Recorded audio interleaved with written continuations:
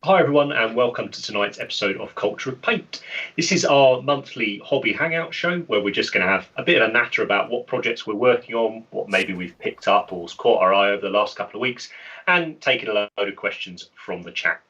Now, Culture of Paint is aimed at a mature audience and we might use explicit language and discuss adult themes. Now let's talk about paint.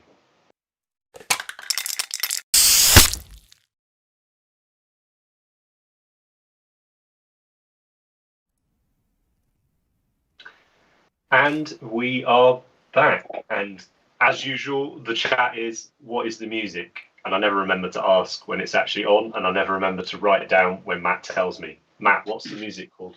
It's called, hang on, I can't remember off the top of my head, but it is in the description. Russian elevator music or something. I call it the Russian elevator music.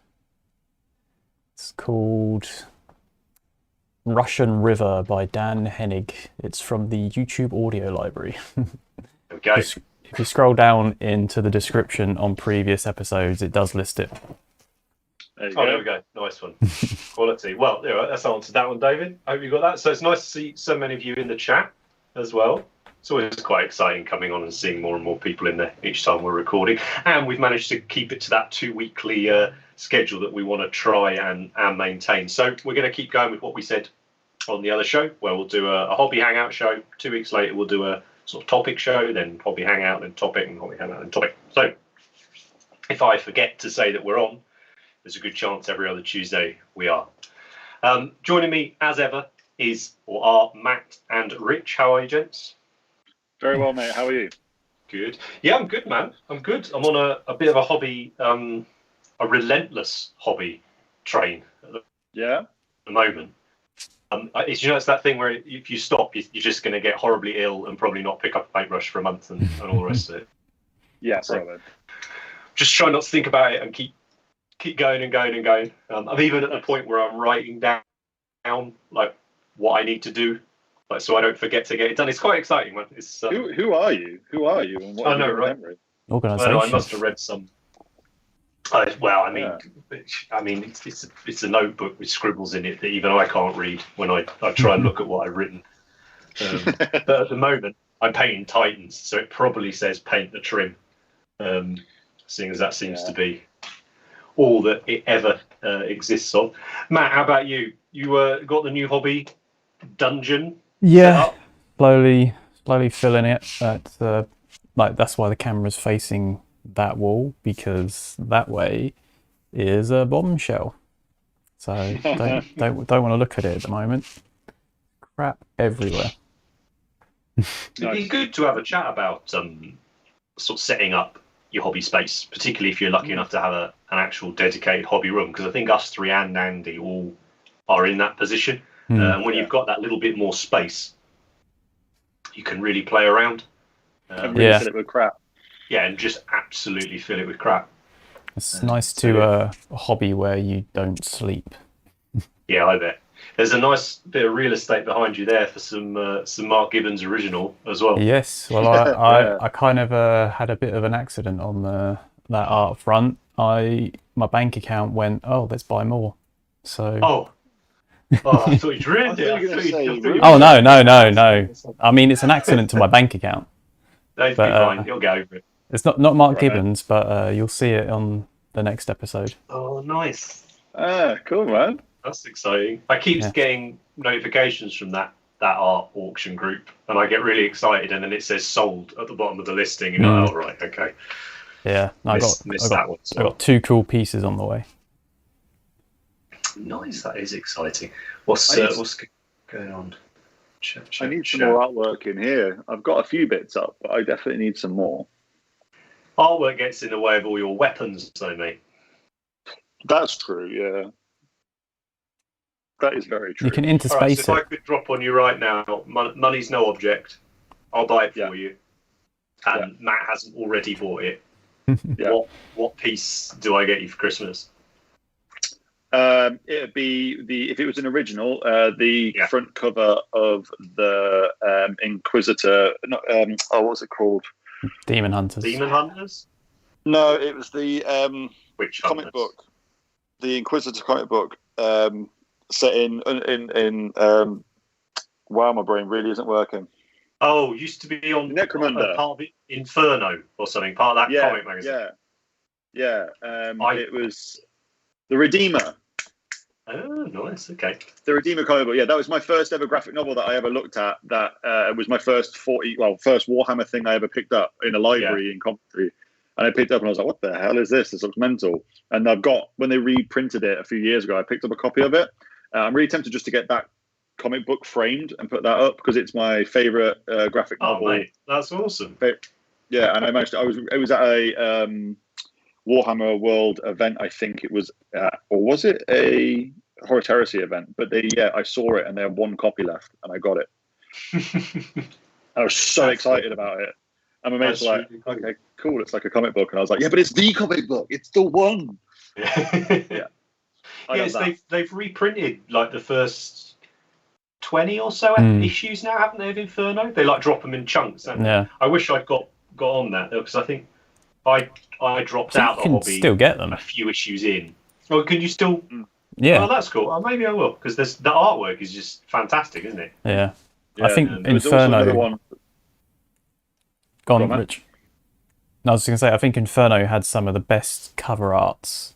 That and some of the early White Dwarfs. They really there was a lot of Wayne England goodness, wasn't there? On he was always really.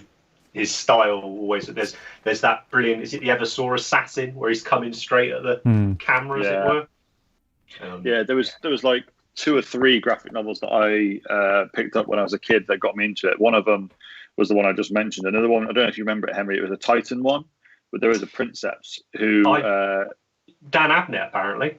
I believe. Yeah, that the Titan one was a really good one, and then there was also one that was about a couple of Blood Angels that kind of went like rogue. They had the Leonatus or something. I think Black Library made a model of that. Yeah. I've really enjoyed that. Them doing those little Black Library miniatures every so often for the books. It seems like it's a semi-regular thing they're going to do, isn't it? Good little pickup piece. It's just really nice. Like I've started slowly sort of amassing a little, like a legit like collection thing of those little collector's minis, just to the ones I really like. So I've got that like, we spoke about that Severina Rain model, that female commissar that we've seen someone convert into Krieg.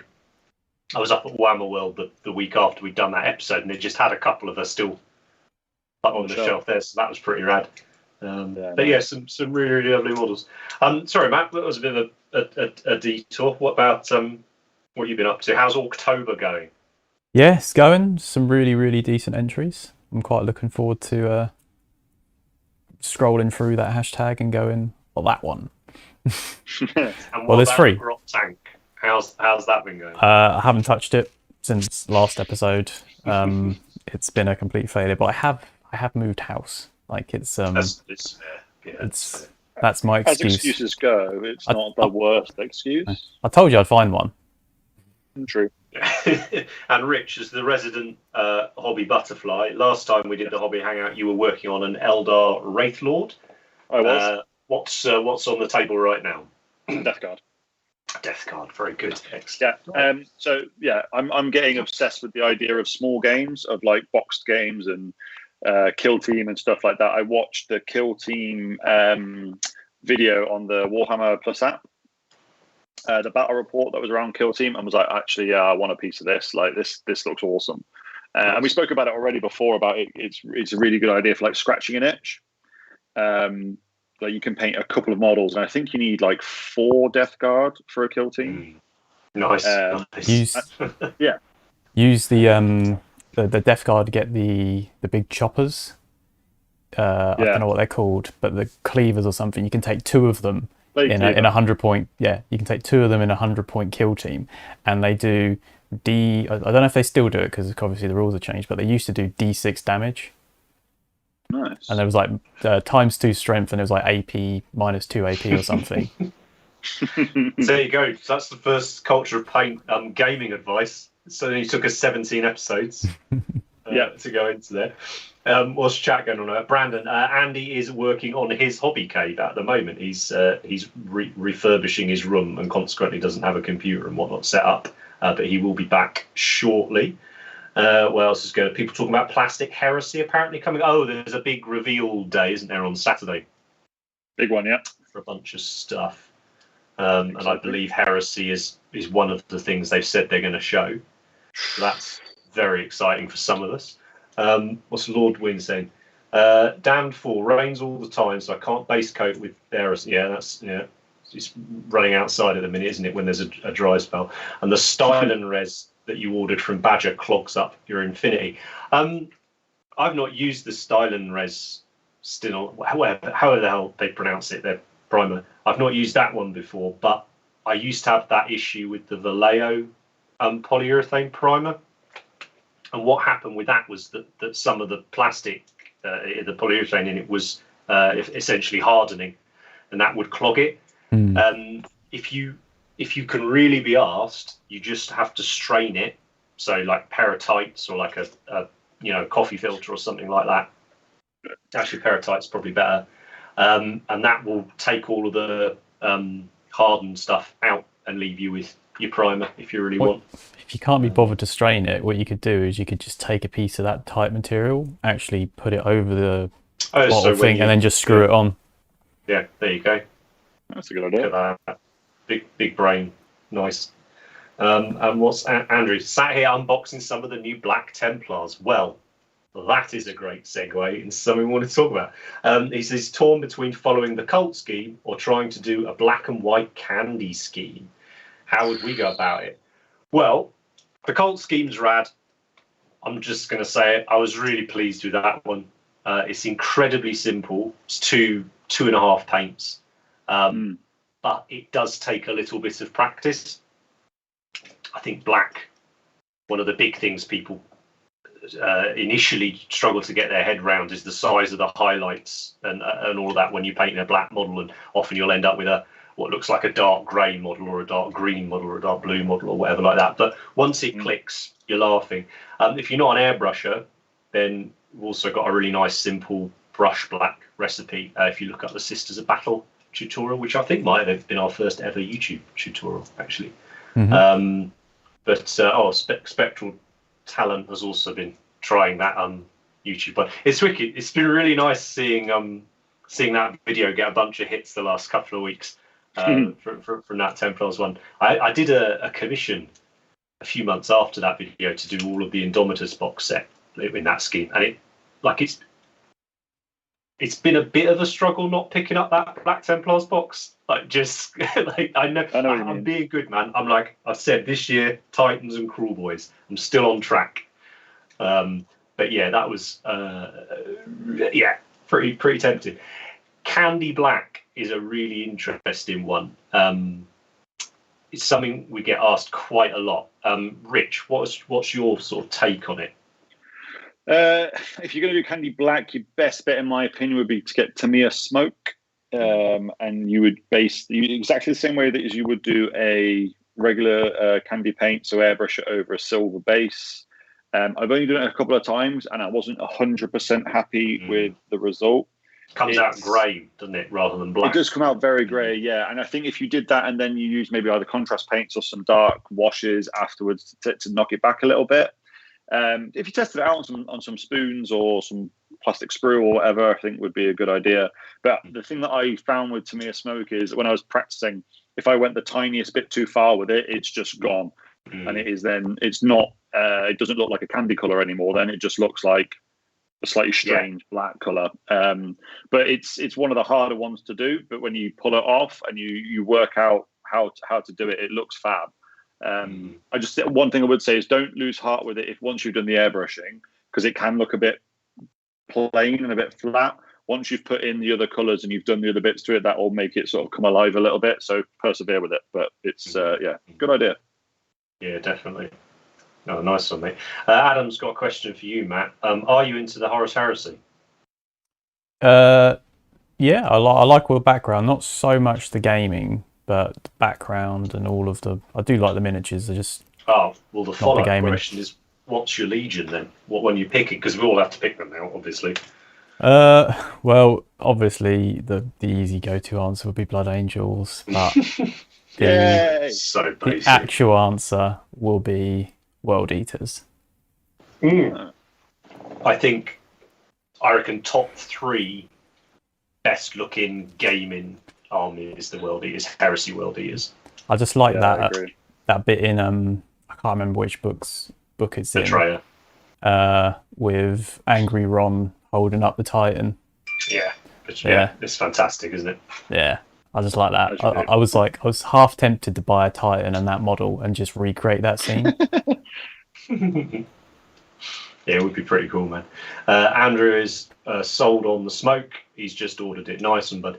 If you check out, Andrew, the Iron Hands Heresy tutorial I did a while back as well, that is a kind of black armor. And I chat about a clear black. I chat about in that one of the struggles you might have just using smoke straight over silver. So you might find some bits in that that'll help you figure it out. But let us know how you get on with it, because it's a really popular question. Actually, that one is clear black. I just didn't want to miss one question. One from Martin. He's about to paint the Sphinx companion to Teclis.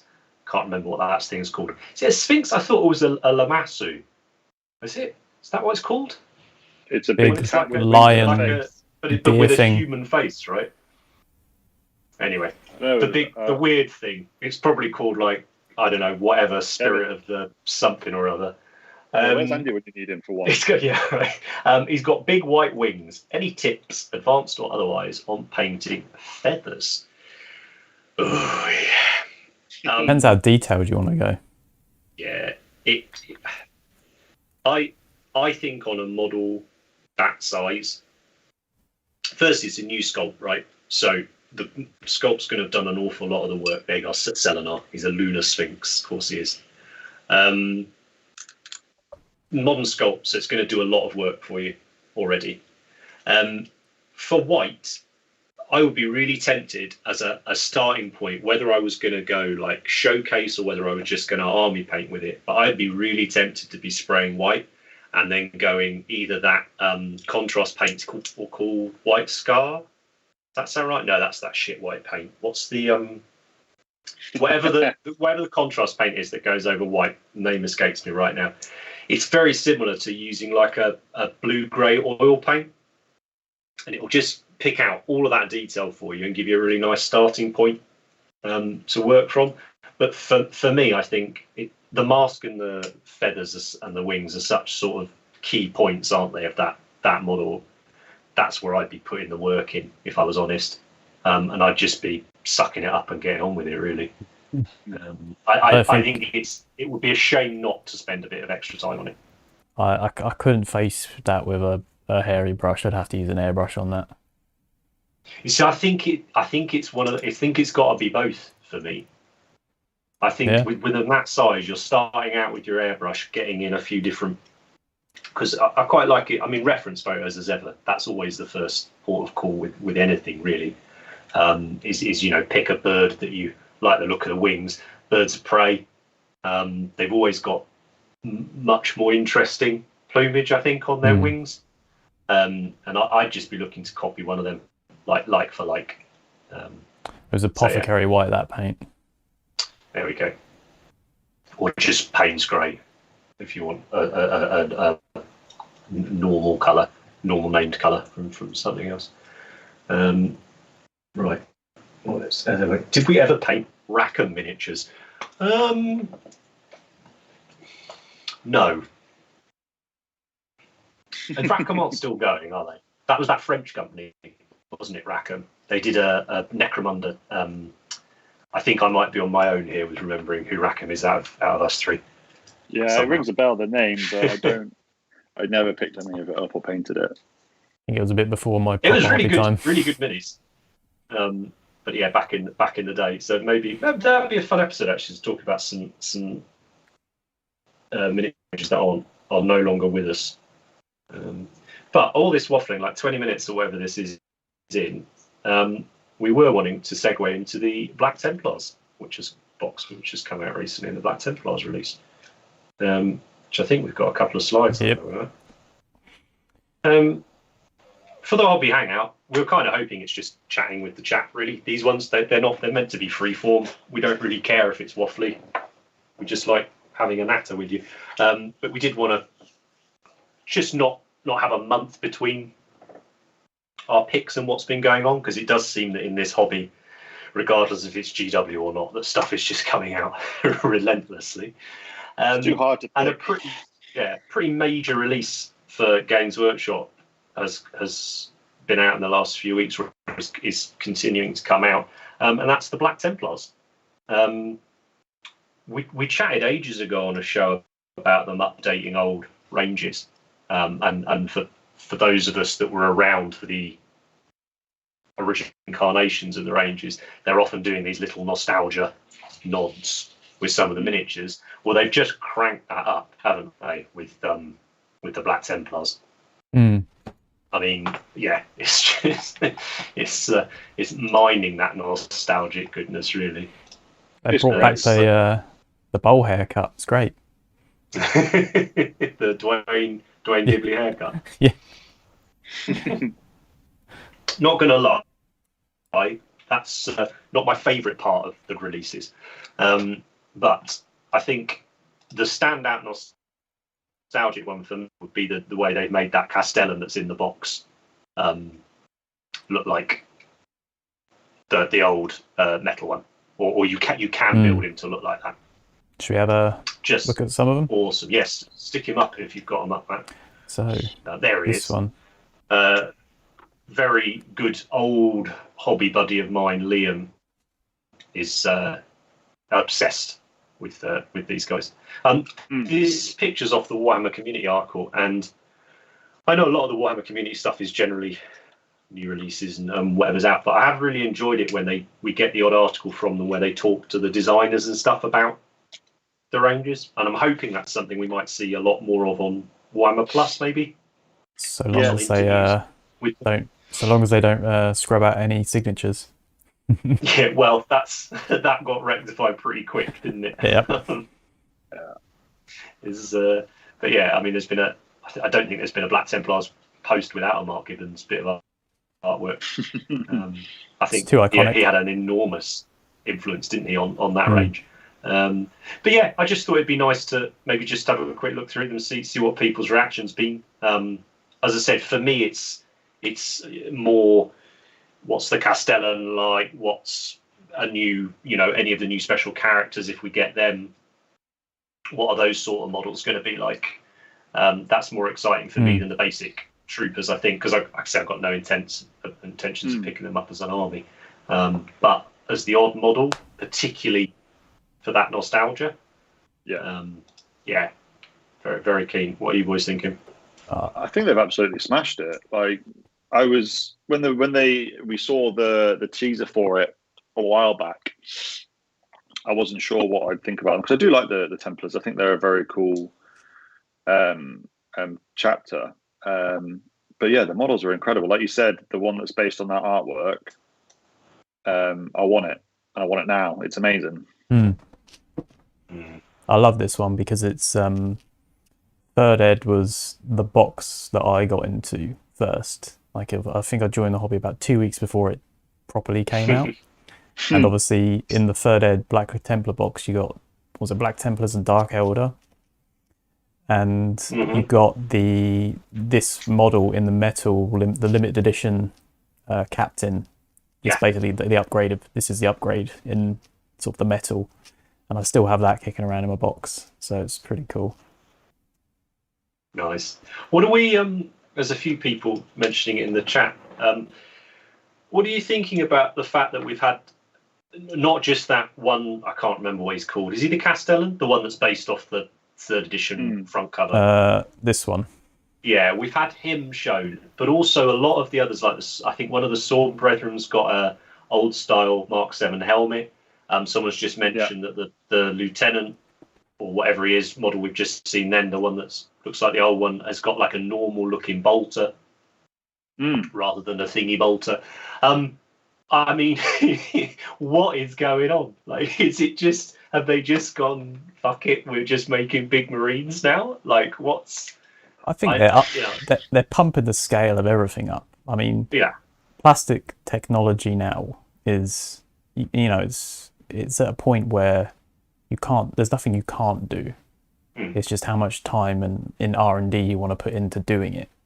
So I think pumping up the scale is the best way to go, because you can't get all that detail on a little tiny Marine that used to be. Like, it's just not going to happen. Paint, right? It's more fun and easy to paint. Bigger scale, more detail, better kits. It's not to like. Yeah, it is weird though. I do understand what they mean, because I remember when the Primaris first came out and everyone was like, oh my god, they've rescaled Marines, and then they're like, no, these are Primaris Marines, and everyone was like, hold on a minute, what's a Primaris Marine and how long they've been around? And there is that whole, like, it goes into the fluff of how long have they been there to get all the relics and to have the different sorts of armor and all that. But you know, even in the fluff, they've been around for like 300 years at this point. I think they probably shot themselves in the foot a little bit with it, sort of, because you can't not bigify everything now. But in the fluff, it's supposed to be like 1 in 10 might survive, and I get what you mean. And if you put a, like, Primaris Marine next to like one of the new plastic Kriegsmen, that looks bang on. Oh, it's beautiful, isn't it? It's amazing. But then if you put it next to a Kriegsman next to a regular Marine, it's like, I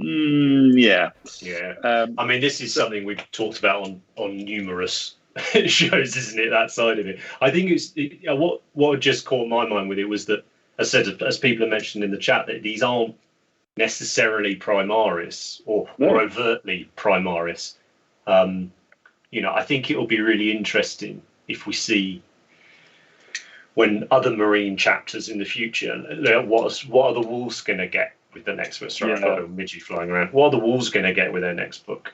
You know, what are the Sanguinary Guard going to be when we get them again? You know, it's going to be Primaris really Dante. Interesting, man. Yeah, it's very interesting. Trump's asking in the chat, what Horus Heresy Legion paint tutorial is coming to the channel next? It's been a few months since I dropped the Iron Warriors. It has been a few months. What would you like to see next? Truthfully, I want to have every Legion out, certainly by the end of the year, if not by Christmas. So you'll have at least one for each of the Legions. Some of them may get a second one. And that's partly because, as I said, I'm already... Have I released? No, I haven't released a Badab one yet, but I've got a Badab series filmed as well in the same vein, because that's something I'm enjoying. So they'll all be free and they'll all be on YouTube, but they'll be nice sort of how I would go about army painting, you know, those legions and chapters. Yeah, I guess I better get a wriggle on, hadn't I, if we're getting that new heresy. We'll have to see what they say on Saturday, I suppose. But yeah, what else? I think we said we're going to have a quick chat about. This was Andy's pick, Underworlds, wasn't it? Yeah. I think. So I don't really There it know is. what I'm going to chat about with these I can do it. because I don't play it. But the models are cool. The models are very cool. So Underworlds was something we started ages ago, really. The first iteration of it when it was the very first box that came out. And we've kind of played every season that came through, but there was a bit of a lull with the last season. We didn't really play it that much, but our local hobby group, the Wizards Club, are really sort of getting back into it again, just because there's like 4 or 5 of us that play. We tend to meet up once a week, sit down, and we all just play a couple of games. So it's something that you don't need a ton of stuff for, and you can all do it at the same time if you've got enough space for the tables and for the boards. And it's just a fun, competitive, small skirmish-based game. And with the new box, there's they've changed the rules a little bit to improve them a bit. They've changed the aesthetic a bit. They've made it a bit fresher and a bit newer. So it's just really exciting because it's a brand new box that's come out, and they're already looking to show us a new Warband this weekend, hopefully, with the release. So been playing it a lot. The new models are great. I really like the Stormcast. I think are great models, and the Cruel Boys are amazing models as well. So at some point, be painting them to play with, which would be good.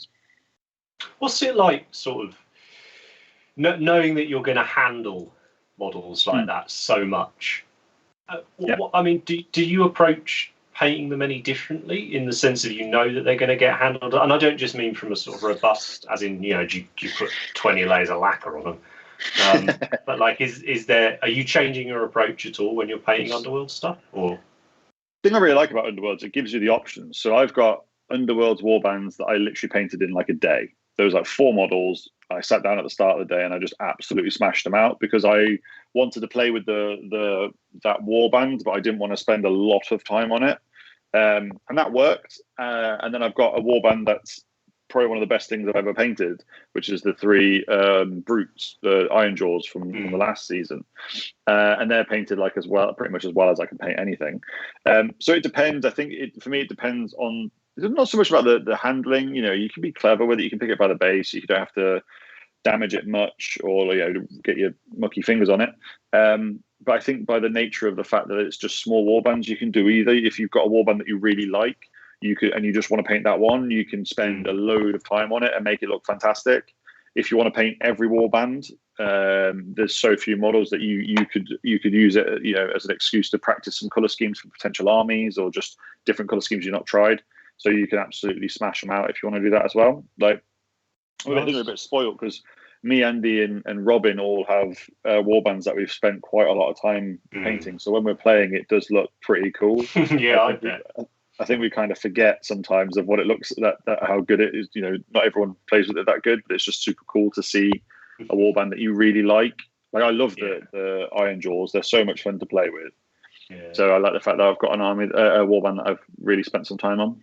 I think someone was saying they've sort of shown us a symbol or something from all the warbands for this season. Is that right? And there's quite a few of them where it looks like they might be using Underworlds as a way to explore some bits we haven't seen necessarily, stuff that may never be like the little forms from the Kanothi, wasn't it? For the Silver Natter stuff, I think could be interesting. Yeah, because they've we were sort of sat chatting about this. Like they've pretty much done every faction that's a known. Right. Near enough. There's been multiples of some, but yeah, they've near enough done every faction of known things. So it'd be interesting to see where they go with it. Because, like you said, hopefully it'll use it as an excuse to do some things that are slightly different that we've not really seen yet. Nice. That sounds good, man. I like it. So what's the chat? Right, Mike. Just want to say thanks to all the tutorials you guys put out. I got 3rd best paint. Oh, nice! I got 3rd best painted at the Goonhammer Open with my Flesh Terrors. Well done, mate. That's awesome. I'll give us a tag in social media. I'd love to have a look at them. So yeah, it's a really fantastic chapter. I think Flesh Terrors. Love that deeper red scheme that you can do. You can do with them big time. Just so aggro, yeah. The ones you've got in Indomitus would be good for Flesh Terrors, wouldn't they? I keep meaning to do one for my buddy Liam. Actually, he's even sent me the transfers to do it with, to get get a wriggle on with that one. But that's really that's really awesome, Mike. Well done, bud. That's right. Yeah, a few people enjoying Underworlds as a sort of palate cleanser type, or in this case, James is saying as a sort of sampler for the faction. Yeah, that's quite a good idea. So rather than painting a test scheme on like a couple of models, like why not do it on the Warband if they've got one, and then worst comes to worst, you've got a painted Warband to play with. I like that. That's smart. That's big brain, James. I'm liking that. As Daniel saying, a proper Imperial Fist tutorial. Check out the Heresy series, Daniel. There's a Imperial Fist on there. I'm really pleased with that. And actually, that was one of the first ones, I think. Kindrad. What else you got? Lots of White Scars chat going on in there, and the never-ending Space Marine scale debate. But we won't go down. We won't go down that road again. No, so yeah, going down that rabbit warren. No, I don't. Let's have a chat about these Death Guard that you've been working on and off on then, Rich. Yes. Because you had a little flurry of them a month or two ago, didn't you? Yeah, I was in that stage where, you really, really want to get something finished, potentially something that you've been working on for a long time. And I mean, I like the Death Guard range, but for me, they were just a bit too gribbly, and there's just too many tentacles and maggots and stuff like that. I like not quite a heresy aesthetic, but armor that's just rusted and got holes in it and that kind of thing. Not just a mass of maggots and tentacles, basically. So I kit bashed a squad of them using bits from like some heresy bits, some Primaris bits, and a load of the actual Death Guard stuff. And it was one of those projects that I started a long time ago, picked it up, put it down, picked it up, put it down, and it was never going to see the light of day, really, just because it's a squad of 7 Plague Marines. I've got no real use for them. But then Kill Team came around, and when they released it, it was like, actually, I kind of like the idea of that. I also like kind of the aesthetic look of that, of just a squad of a couple of Plague Marines, like rather than an army. I think the idea of it's really cool. So I decided that in an effort to try and get it back up and running, I kind of put a photo up on my Instagram of once a day of finishing them, because it was just a case of I needed to do details. So all the armor was done, all the brushwork it was mostly just touching up and finishing it off. So I started it a while ago again, and I had a child, so that kind of stopped it a little bit for a while. But now with it coming on, I am desperately keen to play Kill Team, and I've got a few different projects that I've been working on that are kind of Kill Team-esque in that they are just small war bands or Kill Team style 40k forces. And this just happens to be one of them, and I'm working on some scenery at the moment as well, because I think that's gonna be my next big sort of venture into the gaming world. I play AOS and I play Underworlds, but for me the next one to do is Kill Team, because I think if that's a fun game for me, as being the world's worst butterfly, that could really open up some good ideas for me, or not. I wouldn't feel Absolutely. So like I'm wasting my time with stuff, because if I can get a squad of it together or scratch that itch with it, then I can use it. And that's the aim for me at the moment. Is I'm not looking at painting for competitions or anything like that. I'm just I want to play. That's what I want to do. So correct me if I'm wrong as well, but with Kill Team, it's not necessarily a whole a squad in Kill Team, or a Kill Team, I guess, in Kill Team isn't necessarily what the squad is in 40k, right?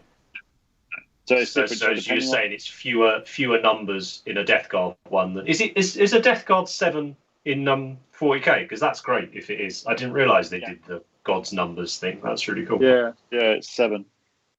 Nice. So if you take, I think it's done on fire teams. So for instance, if you were to take Space Marines, you can have 1 or 2 fire teams, depending on what you take. So if you take, say, Chaos Space Marines, you could have one fire team, which is Chaos Space Marines, and another that's cultists.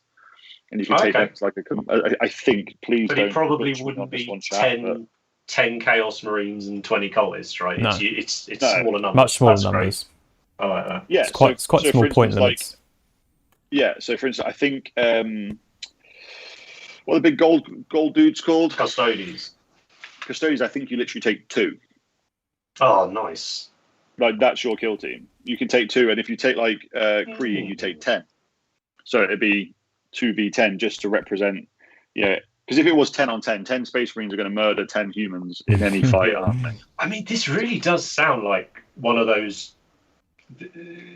perfect for butterflies or perhaps people like ourselves who, I wouldn't say struggle with painting large armies, but often I personally find it challenging sometimes to paint well within myself, like well within my abilities. Like, I'm sure that's just a mindset thing. I'm sure nobody gives a fuck, but it does bug me a bit. And I'd had it with a recent project I've been trying out over on Patreon. Actually, like there's definitely that sounds pretty because They're short games as well. You can do it in about 40 minutes at the most. Yeah, which is really good. Big thing for me on it though is like the board is super important for a game like that. Like I want the to look amazing. Well, you started making those really nice ones, hadn't you? Those tiles. Yeah, they are ready now for like a couple of little bits of detail, and they're ready for painting. So we should definitely do an episode on them, Rich. I think that'd be really good to look at because Rich is a big fan of sort of the slightly larger scale model stuff, or smaller scale model stuff. Depends on which way you go, actually. But particularly when it comes to scenery building, right? You love all the little I love it. Little bricks and barbed wire and all that kind of. Yeah, I'm a big fan of like historical scale dioramas. I like fantasy dioramas or sci-fi dioramas, but historical ones I think are amazing.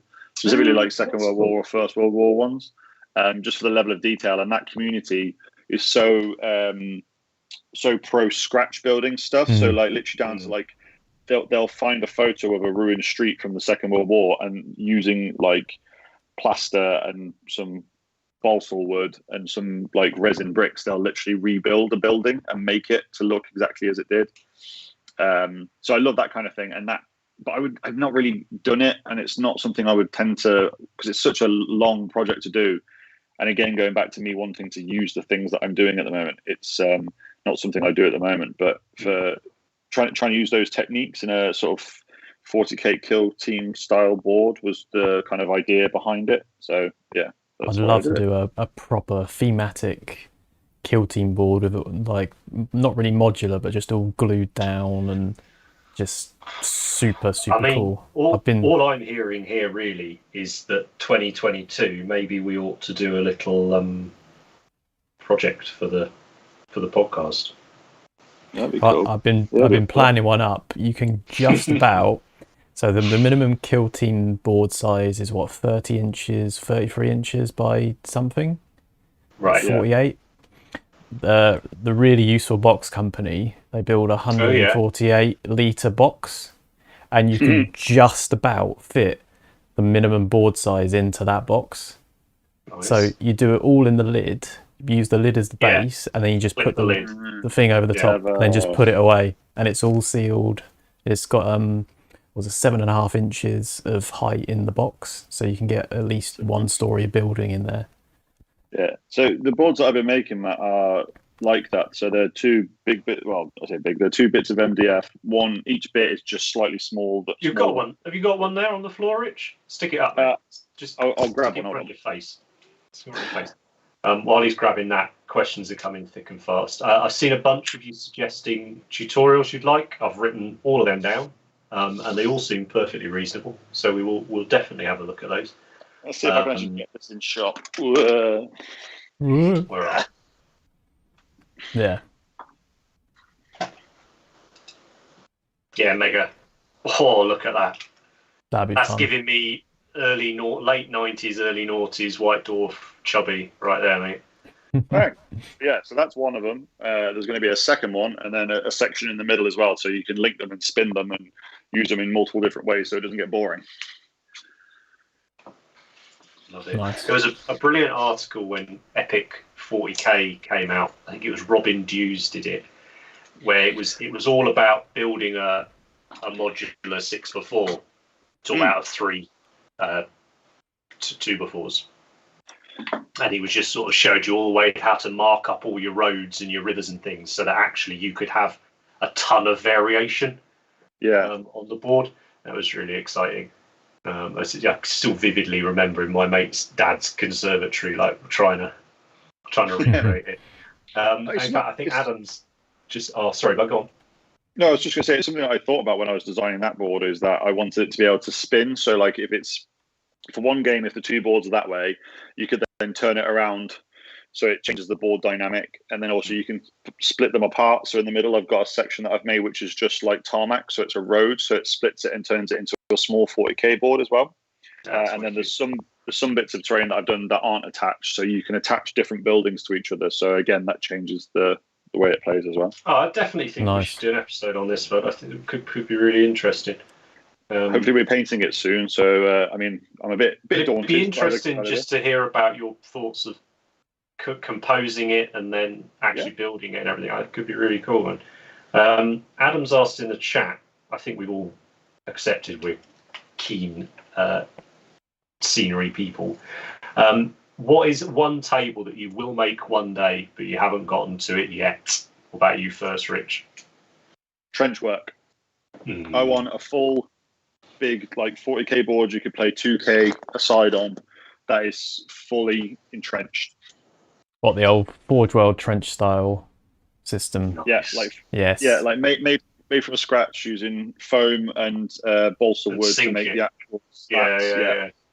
And then full like blending sort of like a grim dark First World War style in 40k.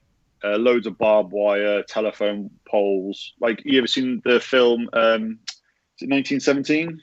Yeah, the First World War film. Right. Like, that is one of the best films if you're into like First World War history and trench, like how the trenches used to look and stuff. If you watch that, I want that on a board. Nice. That's what I want. I like it. What about you, Matt? Yeah, I mean, I'd love to do the kill team one. Really, just make it super detailed. Roman LaPlatte was doing a blog on the Massive Voodoo site of the one he was designing.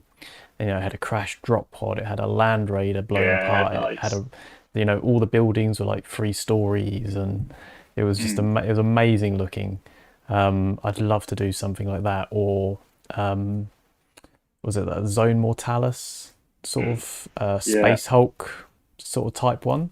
I saw a picture ages ago of like a vertical Space Hulk rather than it being horizontal. Going, I'd love to do something like that. That'd be amazing. Well, there was a very famous Necromunda board that they made like that. This was prime sort of mid to late 90s White Dwarf, and they built a Necromunda board that was, I don't know, 7-8 foot tall, ridiculous.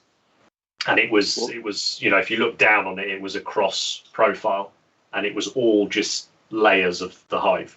So they were all just those little bulkheads tall with ladders going between them, and you play across it. I don't know if you remember a few years ago at Warhammer Fest, they built that oil refinery. Yeah. It's in the exhibition at the moment. Oh, nice. Yeah, nice. It's so cool. What would you do, Steelo?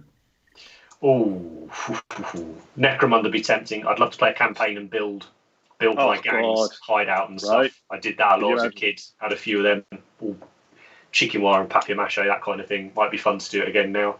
I painted my dream Zone Mortalis board for my old gaming club, Hate, back in London, and that was just one of the best days with 2 wonderful hobby chums. I think I mentioned it. We were. His wife came home to find us in the shower together with the board, and it was great fun. But I think I'd love to do a Blood Bowl stadium. Oh, nice. I think as much as cool as the ones you guys are saying, like I love old fantasy style stuff. So I would just love to have. I couldn't have a whole board which was just tufts. But I could do a diorama maybe, or maybe something like a Blood Bowl stadium, or maybe a Lord of the Rings or a Hobbit board. Just something that really sort I know it's a war game, but that really sort of sweet, genteel, rolling green hills, make the Shire basically. Yeah, just make my happy place essentially before Saruman turns up and all the rest of it. Yeah, I get it. But I think that's where I'd go with it. Nice to see John in the chat there. We'll talk about what we were saying earlier. He reckons it takes him about a year to paint a 2,000 point army because he butterflies all over the place. But there is something glorious about a full army. There really is. How do you weigh that up against just painting what you want? I know it's boring, mate. I struggle with this question daily, but I think it's just discipline. I know that I can't paint a 2,000 point army to anywhere even close to the best of my ability, because I don't have the. It's when someone's paying me to do it, it's very different. When it's for yourself, it's not the same. There's too many other things I want to work on. So for me, it's if you want to paint stuff that is near to the top of your ability, and I don't think painting something to the top of your ability to game with is totally different to painting something to the top of your ability to display and to compete with. I think it's still different. It's so different, not just the techniques, but the choices you make. It's so different. But I think for me, if I want to go with that, it's got to be smaller sizes. So like that Cruel Boys army I've been plugging away at, I only managed to get that up to 1,000 points because I was pretty ruthless and pretty disciplined with it. I suppose that's because for me the end goal was to have a painted army, so that would be the payoff. The payoff wasn't painting the individual models. No. So I think it's that eternal battle, isn't it? Right? Unless you're obsessed, unless you're Martin and his Lumineth, or our friend Andy, not Andy on the show, who's got like 1 billion points of Imperial Fists. I think unless you're that person, there's just be realistic with what you're going to achieve. And don't hate yourself for it either. I think there are very few people that have super high quality fully painted armies. It's one of the rarest things in the hobby. Absolutely. And I don't I mean, again, this is a whole show's worth of discussion, but for me I don't think quote unquote like quality of the paint job is so important with what makes great looking armies. No, not at all. Like there's so much to be said for composition, for style, color choice. Yeah, all that sort of thing. The actual execution of the brushstrokes and everything. I just, to me, it's not the be all and end all when it comes to making good looking armies. No, especially your odds are you'll be looking at your army from 2 feet away anyway. It's how it's how it works cohesively, not necessarily how each individual model looks when it's like this far from your face. Yeah, definitely. Which do you prefer painting, gaming minis or non-gaming minis? Gaming. Matt? Instantly. Gaming, because they generally get done. Yeah, that's it, right? Whatever one I'm going to finish. Yeah. Anything that isn't for a frigging tutorial. That's probably my favourite at the moment. But no, there's some great questions in here. Thanks, guys. I'm sorry if I miss any. Just shout them when we do the show again. But I try my best to keep up with what's going on. Hi, Oscar. Nice to see you. There's a lot of love for the sort of World War II aesthetic, but maybe sci-fi'd up a little bit. What happened to oil paint? Oh, sorry, Rich, go on. I was just saying, there's a company creating a game called Iron Harvest, which is like a alternate future 1921, as if the First World War never finished. Weird World War. It's basically like somebody has taken all of my ideas out of my brain and put it into this. So it's like scratch built mecha suits in World War One, and it's just the artwork is phenomenal. There was a game called Dust. It was variously known as like Dust Tactics, Dust Warfare. Went through a few iterations, and the original bloke bought it back, and they've been going at it for a few years. And I went out to the States a few years back and met a really good group of gamers out there. I had some games of it, and it's still the favourite tabletop game I've played to this point. Wow, really? Just absolutely brilliant to play with, and the minis were cool, and I liked the setting. Like, I'm not a history buff, so I like the fact that it was a bit peculiar, and it didn't matter that I didn't know exactly what this tank was called and all the rest of it. But sadly, this week, or very recently, in the last week or two, the company's announced it's kaput. Oh, no way! Which is a shame. I really like the stuff. Just the way the world is, sadly. But nicely, they finished it before they've walked away. So they've sort of sculpted and released the last few units for various factions, so that it will always exist, as it were. Yeah, it's like a completed piece now. Yeah, so I was thinking. Oscar's put something really quite succinctly, which I think sums up that army painting thing. When it comes to army painting, sometimes having a fully painted 2K army is way cooler than working on one for years and never finishing it. That's it, right? It's that whole finish is better than perfect. You know, it's and definitely when you get to gaming as well, because if you haven't finished it, you ain't using it. Yeah, yeah, exactly, right. Because if you've not painted it to display level, you're not going to want it on your shelf. Oh yeah. Nope. Yeah, there's so much chat, I think, and I love talking to people about their, what would be the word, their opinions, their approaches to army painting. You know, I really do think it's a fascinating subject, and I think it simply isn't the same as just paint as well as you can. But that's certainly what I'm finding anyway with my personal painting. Big fans of the Compendium there in the chat, Matt. They're loving that. Hope everybody's. Are they all gone out now, I think? This Friday, the last. I've packed every single one, and I've printed the labels off for every single one. But I had to split the collections because I'm always the last one in the chain on the van, so I can never just pack the van. So the last collection is this Friday. There's like 30 or 40 sort of 30-ish people that are still yet to do the postage, but well done, mate. That's really cool. 1,022 boxes packed. It's a hell of an effort, mate. I think Dago should be all done by the end of next week as well, so it's on to the next things, isn't it? Paolo Parente, that's the guy's name, did Dust. Yeah, I've heard he's a really nice bloke, Adrian. Apparently he's an artist as well. I think he does a lot of fantasy art and sci-fi art and stuff, so cool. So very, very multi-talented people. Oh god, the chat's moving quite quickly now. Is there any way to buy the Compendium now? There will be in the next 2 weeks. Cool. So just keep an eye on the socials. We'll put the link in the description. There's about 100 copies left, and then it's done, gone, never to be reprinted. Dun, dun, dun. Super.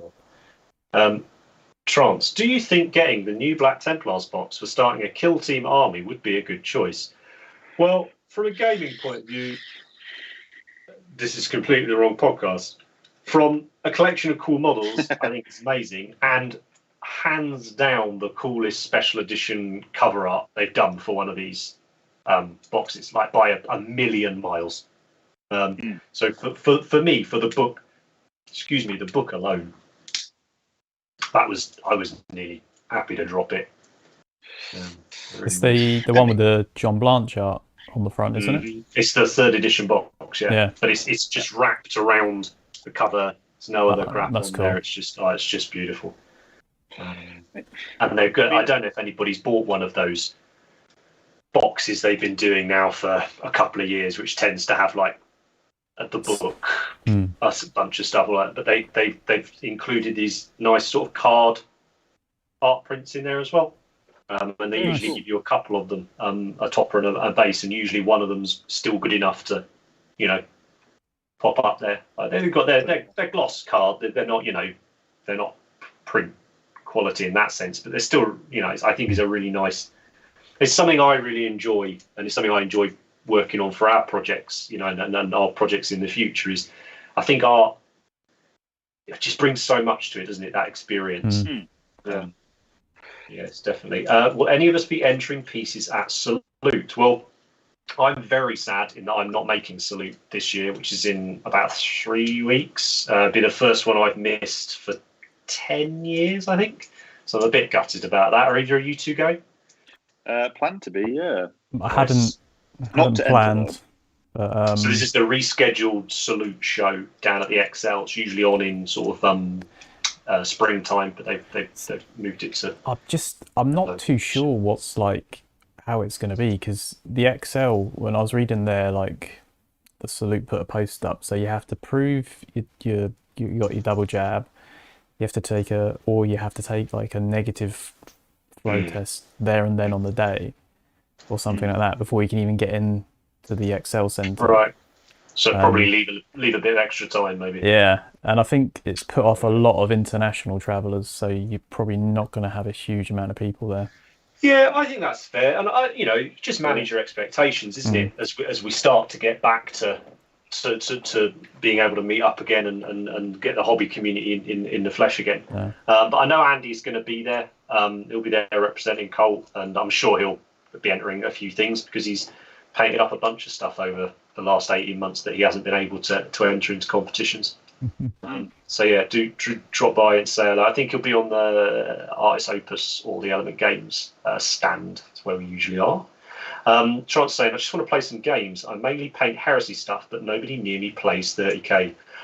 Well, keep the faith, I'd say there, but I think you might find lots of people are going to be playing 30k again soon. So yeah, wouldn't worry about that too. Jay Dizzle, earlier we were talking about Horus Heresy tutorials. We'll be doing Black Shields. I mean, we certainly could do a Black Shields one. I think the point rather with the Black Shields was that you could sort of do them any way you wanted. I know maybe you might think, oh, I'll just paint them black and do whatever. We've got a variety of black armor tutorials on there already. What sort of thing would you like to see? But what do you think of when you see the Black Shields? Will we consider doing guides for other chapters? Yes, Phil. I've already started filming a few of them. There will be a full YouTube playlist, exactly the same as the Heresy one, for all of the Bad Ab chapters as well. And I'm going to be doing it on the Space Marines Heroes. Well, basically doing it all on Terminators, just to change it up a little bit. So you'll have the 15 or whatever it was chapters we got for that. The latest miniatures, Adam. The latest miniatures being the hottest to get and paint will always be prevalent. It's true. In fact, as much as Rich is a butterfly, I think Andy would put his hand up as the person who gets the worst, new shiny thing, isn't it? Yep. Sometimes within the same day. But is there an old miniature that we want to paint soon that's in our piles of purchases? Slambo. Oh no! As in OG Slambo, or that nice little? Oh no, the new, a few years ago. The remake they did a few years ago. That's on my list to paint, just for fun, for no reason. But it's one of the ones I want to paint. But I really want to paint it really well. So I'm saving it for when I've got the compunction to actually put some real effort into something I'm painting. That is a lovely mini. What about you, Matt? You're a fan of older miniatures from your sort of nostalgic era, right? Well, I have. So when APOC first came out in 2006, I want to say 2007, something like that. Sounds fair enough. Yeah, I bought the first Baneblade kit out of my store. So that has been, it's been built and kind of painted for the last, whatever that is in maths, years. So I'm thinking of finally finishing that properly. Nice. Cool. And as Colchester is a bit of a army town, do it in one of the tank battalions that are around here. Oh yeah, cool. It's a cool idea. Nice idea. That is a nice idea. So this is going to bring me on nicely to a question I had for you boys. Anyway, old minis. So I think certainly one of my favourite minis of all time was Nazgob, the Orc Shaman, that came out late 90s for Warhammer Fantasy. You probably still know him. He's the sort of hood leaning on his bone staff, leaning forward. Yeah. He's got something good. He's always been one of my favourites, and I would really like to paint him and probably stick him in my Cruel Boys army. Anyway, Cool. The question that's leading me on to, and also I was going to ask you to, is I'm sort of, as I say, Cruel Boys and Titans is my sort of last projects for this year. Well, that's what I'd like to get achieved anyway before the new year, and I'm thinking ahead to 2022 projects. Mm-hmm. And one of them for me is potentially an old hammer army. I think I mentioned it before a few episodes ago when I had some pictures of Colty's work on there. He'd done that, I think, wonderful old Orc and Goblin army. I mentioned at the time, I've got a Skaven army of every single model from that era, which is pretty ridiculous. And I'm very, very tempted to try and do it like he did, in that sort of desaturated, very old artwork style. So that's right up there. So it's 2 Skaven projects. There's that one, and I'm really tempted to do a Skaven using the new Skaven plastics, which I think are stunning, to get ready for when the Old World game drops. So that alongside Snitch Heresy, is very cool. That's what I'll do. They're all so amazing. I want to. That's an episode we've already got planned. Is talking about when they've revisited ranges and sort of refreshed them. For me, the Skaven's one of the greatest examples of that. She had wonderful Jez Goodwin stuff to begin with, and then I think it was Seb Herbert. I think it was headed it up when we had the change. So yeah, what about you two? What are you feeling? Go on, Matt. You go first. What was the question again? Sorry. Projects for 2022. Got anything to sort of? I found for me, like this year, it really, really helped me to have like set projects. And I didn't know if it'd work or not when I said it at the start of the year, but it legit has. Like I've come into the end of the year and I've achieved quite a lot of what I wanted to achieve. It stopped me from butterflying off. Yeah. I mean, next year is I'm taking a break sort of from all of the book stuff. I can finally have some time back to myself to do my own hobby and sort of decompress from all of that 5 years of stuff. So, I want to get my Golden Demon pieces finished for May. The Grot Tank, obviously, that's one I want to enter into vehicle. I have a squad for squad category that I want to get done, so those will probably be my 2 to get done for the middle of the year. And then I just want to get pieces that are half finished in my cabinet finished. There's not a lot that needs left doing on them, like it's just the procrastination gets the better of me, and I'll just want to knuckle down and finish what I have before going, ooh, shiny. I mean, if you manage to do that, mate, you'll be the only painter to ever do it. So fair play. I mean, I've done well this year. I've only bought 3 models total. Wow. So it's been not no hobby stack of grey shame piling up, which has been good. That is impressive. I'm not sure if we now have to kick you off the podcast. I don't. Not sure if that's actually allowed. Or is there a grey shame sort of entry fee? It's like, your pile must be at least this high to to ride this roller coaster. Yeah, basically. Nice, man. I'm really looking forward to seeing people's competition projects again. It's going to be very exciting. There's some nice classics coming up in the chat. James talking about the old Second Ed Blood Angels Death Company chaplain, amazing model, and on the cover of the greatest codex of all time, Angels of Death, second edition.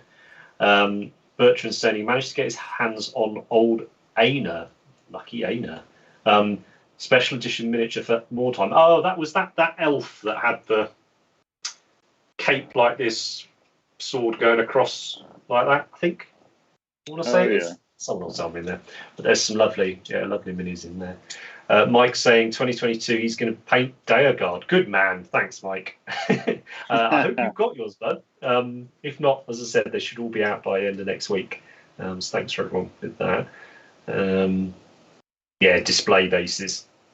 Basing is my what's the word?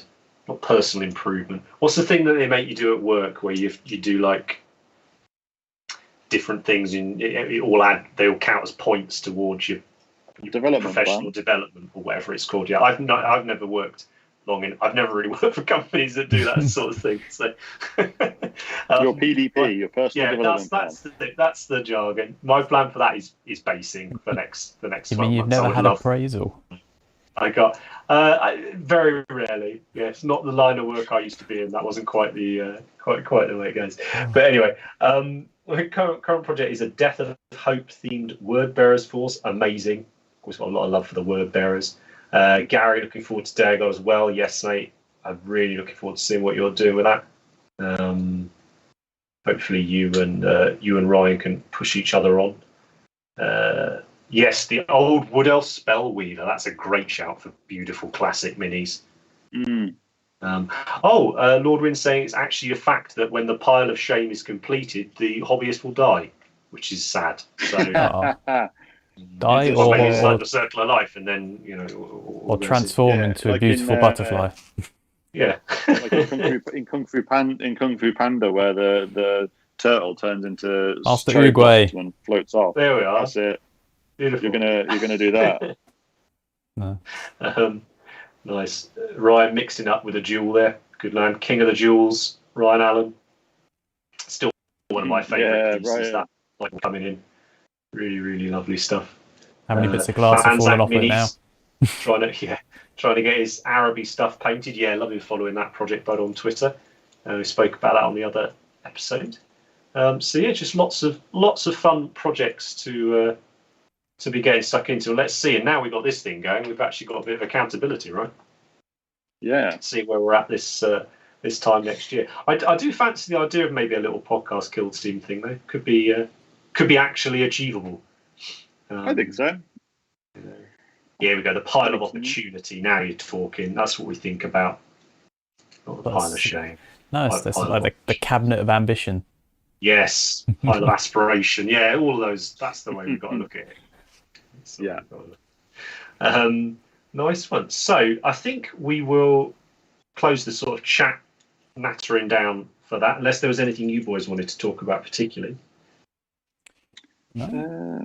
Don't think just my projects for 2021, 2022. Oh, I'm sorry, bud. I'm sorry, dude. No, that's okay. So what we got? Main thing is getting, like you said, your thing is basically mine scenery. So focus on that and get some boards done. I have a 40k army done. I've got an AOS army done.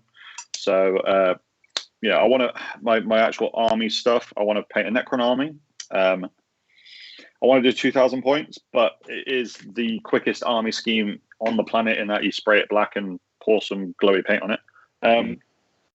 And then other than that, I want to focus on gaming. So get some boards done to play some games on. Sounds good. Sounds very good. Well, let's close the show out then with a look at the paint cultist stuff, because I've no intentions of leaving that a month in between the amount of times we get to have a look at it. If this is your first time tuning in or watching the show, we've got a hashtag paint cultist. It's predominantly Instagram. Is on the other socials. You've got 4,000 or 5,000 odd posts on there now, which is fantastic. A real breadth of game systems, gaming stuff, display stuff, large scale, small scale, historical, all kinds of stuff on there. So if you're looking for a sort of easy way to maybe broaden your horizons a little bit with what's out there, find some cool new stuff, check out that hashtag. You'll have a lot of fun with it. And all I do is every episode I go through what's been over there the past few weeks since the last one and just pick a few that jumped out to me and show the lads what we're looking at. So what we got up first, Matt, I think I've chosen 6. I'll try and remember rather than constantly say, is there any more or is there any more? Look at the colours on this one. Wow. And I've just noticed the little trick or treat bucket as well. That's horrible. Like, as in, it's a great model, but it's like terrifying. Properly grim, isn't it? Yeah, look at where the tube up the middle of his legs. Yep. Jesus. Yeah, and what's in that What bucket? is it? Oh, know, I don't want to know. But I love it when a mini just makes you feel a bit uncomfortable. Makes me feel like, do you ever see that Nurgle super heavy tank with the like pot of slime? Yeah, with the vac. Yeah, it makes me feel like that. Yeah, it's uncomfortable, but awesome. It's very cool. I love the bright green and the orange weathering on it though, as well. It's just great color combo. Loving that. Yeah, just good. I think that's with. I'm not saying this is definitely Nurgle, but I think we're assuming it's something like that. It's a great army, isn't it, or whatever you want to call it.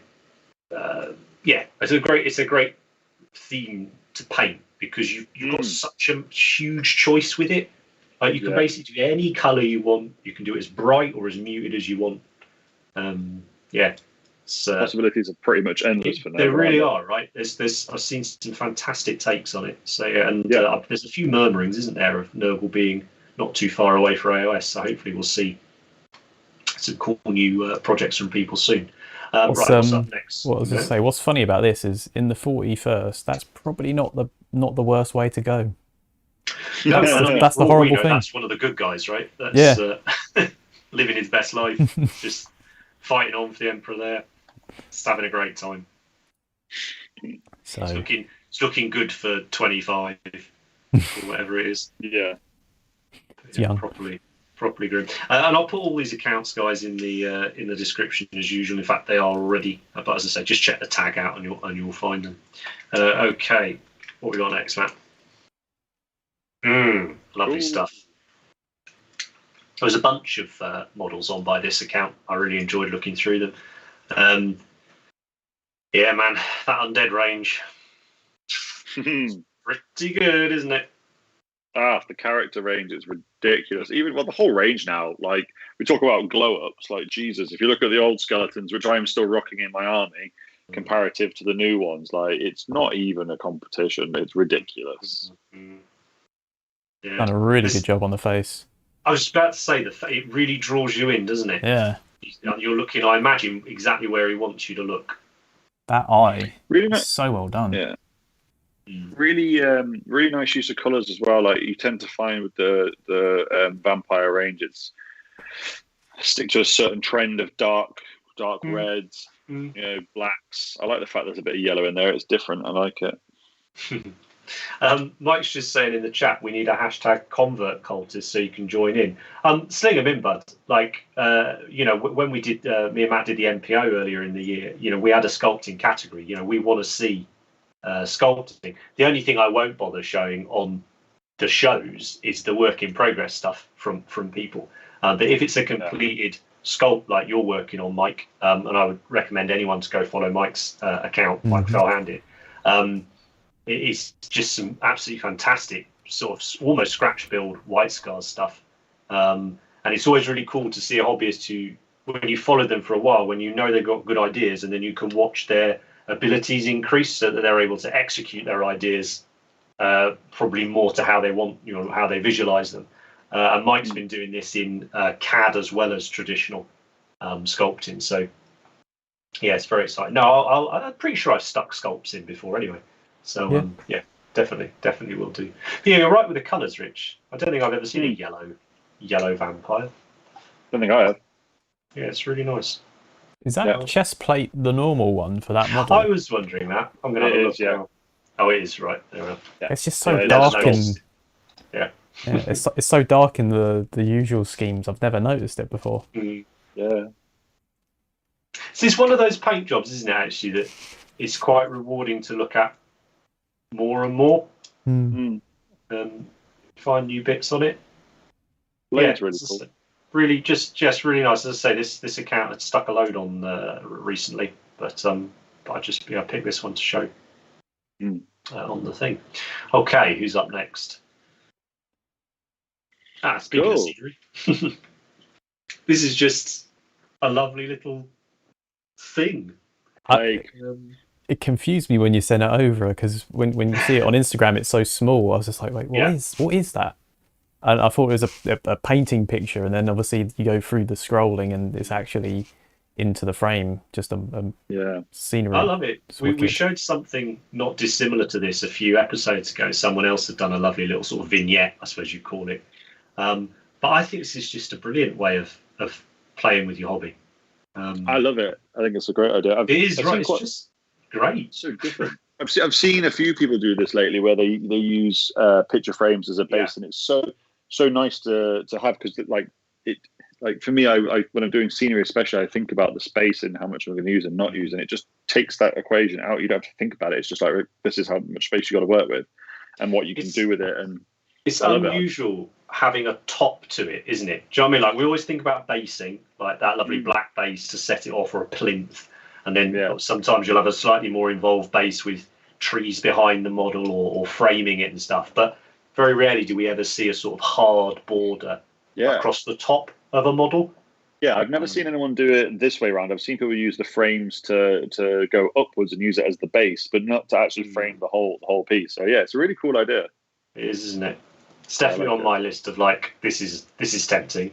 This would be a fun project, right? Yeah, maybe this is what that old Skaven project might end up as. It'd be perfect.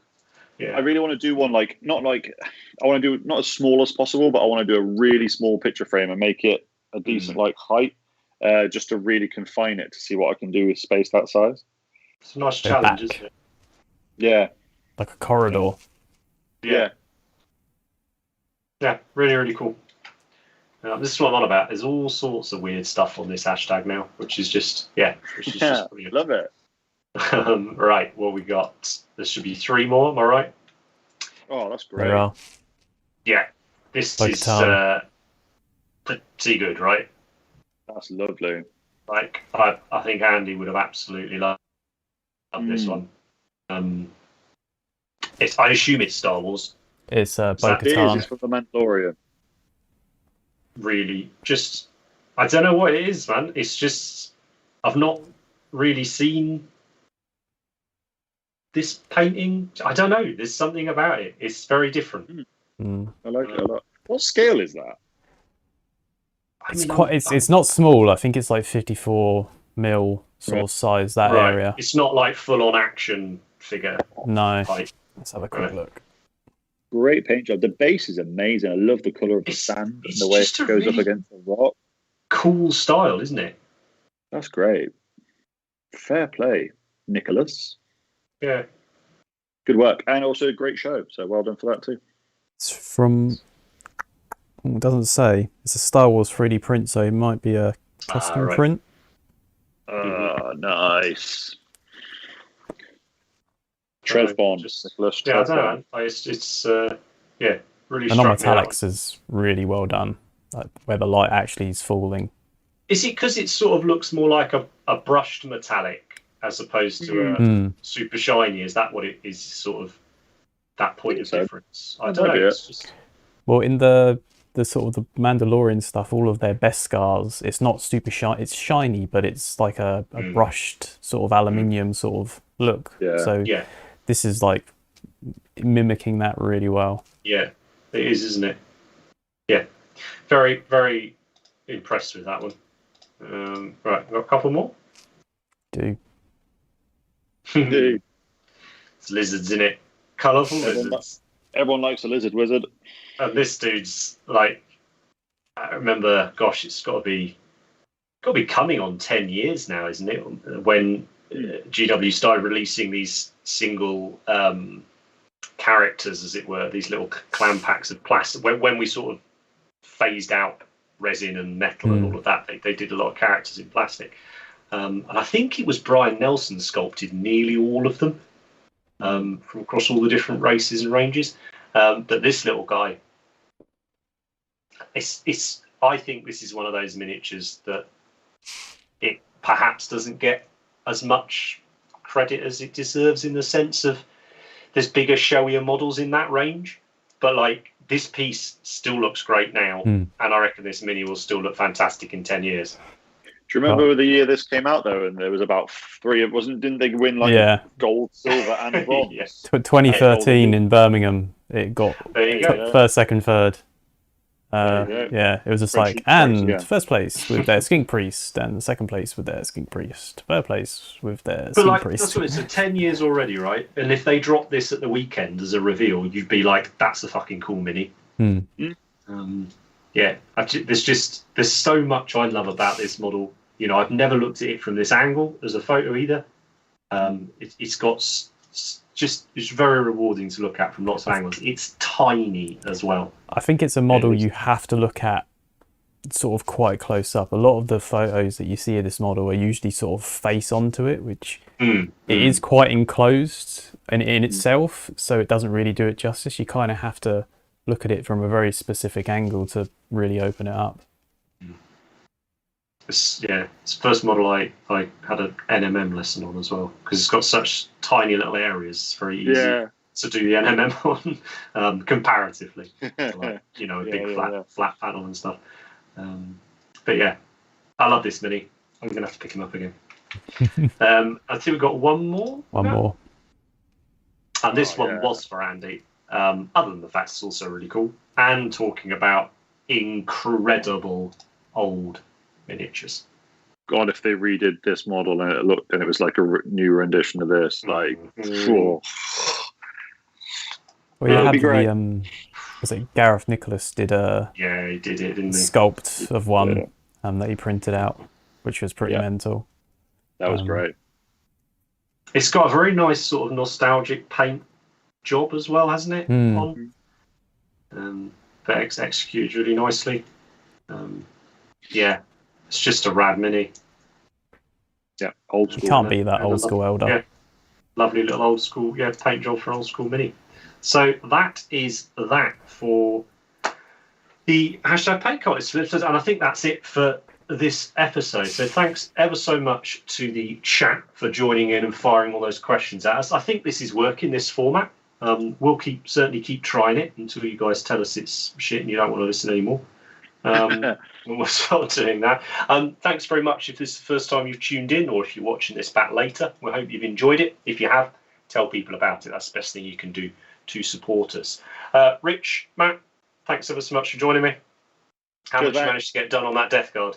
Fair bit. Not too bad, actually. Yeah, I managed to do all the final highlights and some washes and recesses. So just a few details to go, and that's the last one. And then I have my 7 that I can pick from. Amazing. Well, go and check out Rich's account, Armia Test Models. See the rest of those Death Guard. Matt, good luck with filling out the rest of the hobby room and getting those last books out.